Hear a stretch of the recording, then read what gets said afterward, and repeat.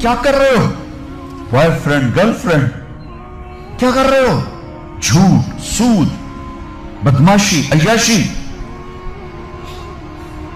जिस कौम में जुल्म फैल जाए, जिस कौम में बदयांती फैल जाए, जिस कौम में झूठ फैल जाए, उसका जनाजा निकल चुका है, मारने की जरूरत नहीं है।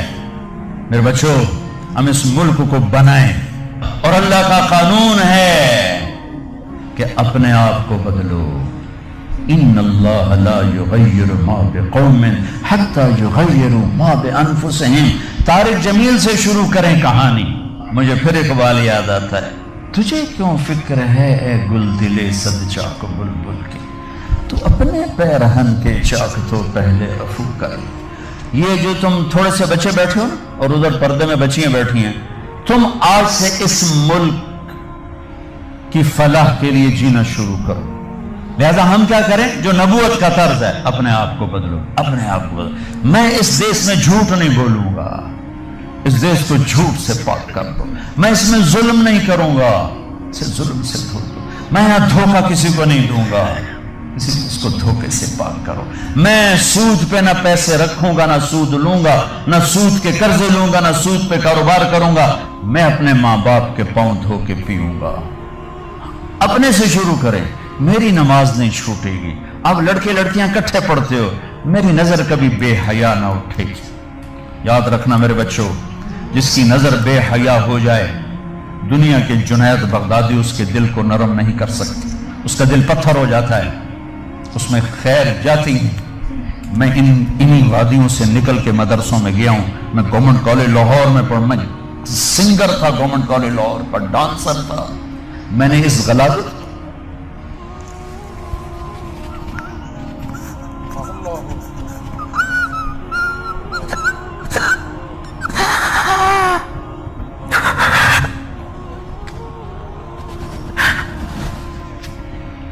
मैंने इन अंधेरों में सफर किया हुआ है, मैंने इन उबलते गटरों का पानी पिया हुआ है।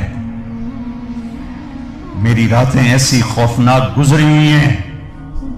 मैं किसी आलिम घर का नहीं था, एक बड़े जिम्मेदार का बेटा था। मेरे रब ने मेरे नसीब वहां से निकाला, मैं उसका शुक्रगुजार। अपनी जवानी को दागदार न करना, 2 टके के नहीं रहोगे। मेरे बस में नहीं है कि मैं लड़कियों की तालीम अलग कर दूं, लड़कों की अलग कर दूं, लेकिन यह तो कह सकता हूं कि अपनी नजरों को हया सिखा दूं, इन्हें हया का सुरमा लगा दूं। वरना मेरे रब की कसम, जिल्लत के सिवा कुछ नहीं। पाकदामनी और हया जैसा जेवर कायनात में कोई नहीं ईमान के बाद। चंद दिन पहले मुझे हिंदुस्तान के लोग मिले इंडिया में।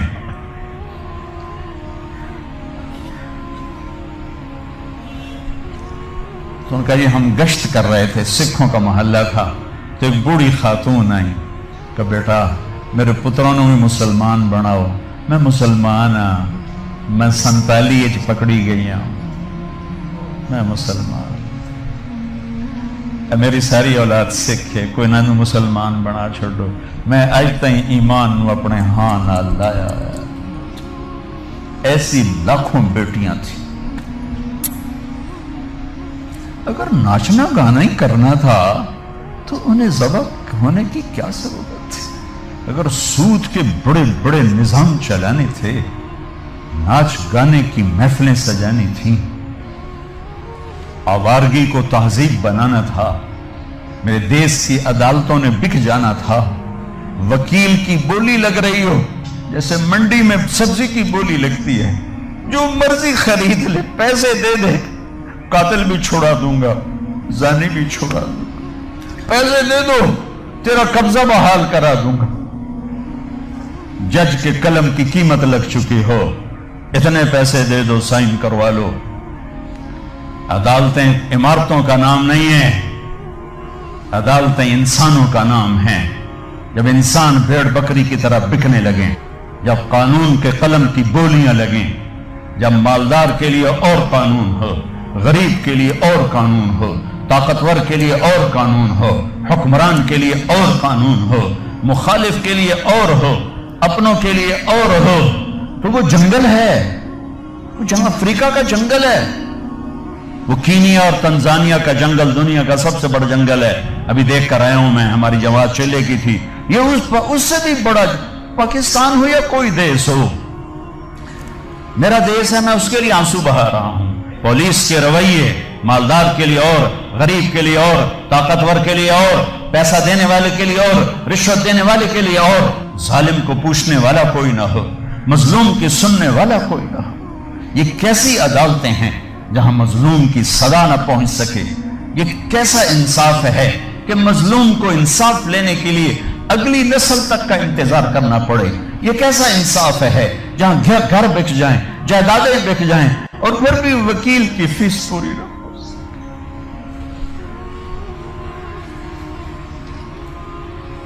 ہمارے بزرگوں نے بہت اچھا خواب دیکھا، بڑے ذبح ہوئے، بڑے ذبح ہوئے. چمن میں تخت پر جس دم شہ گل کا تجمل تھا، ہزاروں بلبلیں تھی باغ میں، ایک شور تھا غل تھا.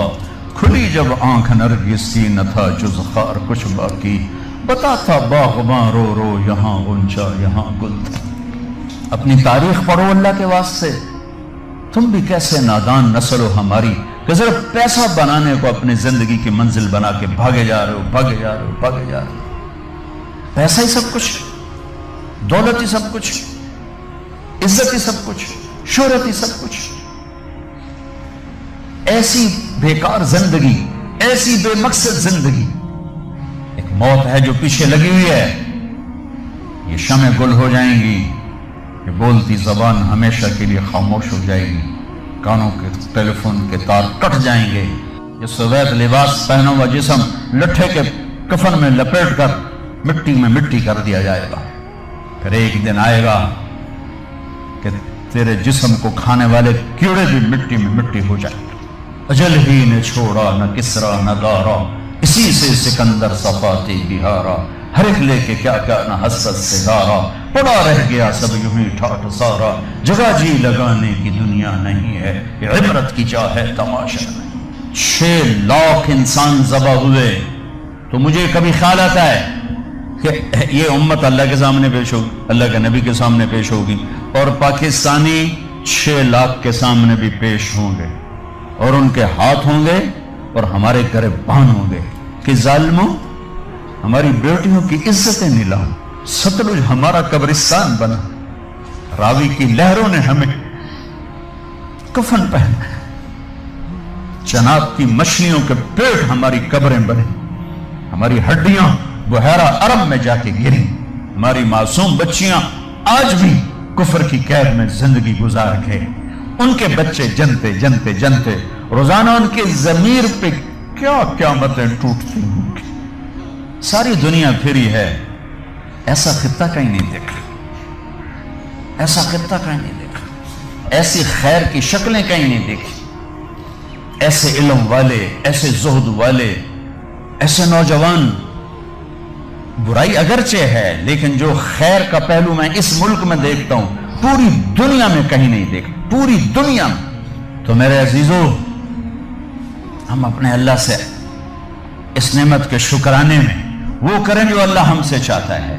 ہم اس ملک کو ٹھیک کریں کہاں سے؟ طارق جمیل سے. یہاں وہ یہ کر رہا ہے، وہ یہ کر رہا ہے، وہ یہ کر رہا ہے، اس کو بند کر دو. وہ دیکھو کی کر گیا، وہ کی کر گیا. اندھے ہو جاؤ، بہرے ہو جاؤ، گونگے ہو جاؤ. اپنے عیب دیکھو، اپنے عیب سنو، ضمیر کی آواز سنو، دل کی دھڑکوں سے اٹھنے والی باتیں سنو، اور پھر قرآن سامنے رکھو، قرآن پڑھو. تم سب سے کہتا ہوں قرآن پڑھو، قرآن پڑھو، تاکہ ممبر پر بیٹھنے والے کا تمہیں پتا ہو کہ یہ ہمیں پیغام دے رہا ہے یا آگ لگا رہا ہے، یہ ہمیں نفرتوں میں دھکیل رہا ہے یا محبت کے پھول دے رہا ہے. اور اپنے نبی کی زندگی پڑھو، اپنے نبی کی زندگی پڑھو. میں کسی فرقے کا ترجمان نہیں ہوں، میں اسلام کا ترجمان ہوں، میں اسلام کا ترجمان ہوں. یہ بھڑکتی آگ ہے جس نے سارے خرمن کو جلا دیا ہے. میں اکیلا کہاں تک بولوں اور کیا کیا بولوں، لیکن میرے سامنے ایک واقعہ ہے کہ جب ابراہیم علیہ السلام کی آگ بھڑکائی گئی تو گرگٹ کرلا، وڈا کرلا، اس نے آ کے پھونکیں ماری، پھونکیں. نام مرادہ تیری پھوکا نال کڑی اگ بچ جاونی. لیکن ایسی نحوست اس کے لیے مقدر میں آئی کہ میرے نبی نے فرمایا جہاں گرگٹ ملے اسے قتل کیا جائے. گرگٹ زیادہ تر افریقہ میں بہت ہے، ہمارے جنگلوں میں ہوتا ہے، شہروں میں نہیں. کبوتر نے کیا کیا؟ اس نے چونچ میں پانی بھرا اور جا کر ابراہیم علیہ السلام کی آنکھ کے اوپر گرایا. میرے کو بجھنی تو کوئی نہیں پر میرا نا لکھ بجھاون والے ہیں. تو میرے اللہ نے کبوتر کی ایسی محبت ڈالی لوگوں کے دلوں میں کہ حرمین میں کبوتر کے سوا کوئی پرندہ کوئی. ہزاروں پرندے گنبد خضرا کا طواف کر رہے ہوتے ہیں، ہزاروں کبوتر بیت اللہ کا طواف کر رہے ہوتے ہیں، ہزاروں کبوتر مسجد نبوی کا طواف کر رہے ہوتے ہیں، اور ساری دنیا سے آنے والے مسلمان کو دانا ڈال رہے ہیں، دانا ڈال رہے ہیں. یہ اس کبوتر کی طفیل ہے جس نے 2 چونچ پانی گرایا تھا. میں کچھ نہیں ہوں، میں ایک کبوتر ہوں جو 2 چونچ پانی گرا رہا ہوں. اس بھڑکتی آگ کو میں نہیں بجھا سکتا، لیکن میں اس آگ کو میں پھونک نہیں مار سکتا. میں پھونک مارنے والوں میں اپنا نام نہیں لکھانا چاہتا. میں اللہ کے رسول کے دربار میں پیش ہو کے کہنا چاہتا ہوں، یا رسول اللہ، میں نے تو آپ کی امت کو جوڑنے کی کوشش کی تھی، آگے تمہاری مرضی، شیعہ بنو، سنی بنو، بریلوی بنو، دیوبندی بنو، وابی بنو، جو مرضی ڈھول بجاؤ، ارے مسلمان بن کے رہو، مسلمان بن کے رہو، امت بن کے رہو، امت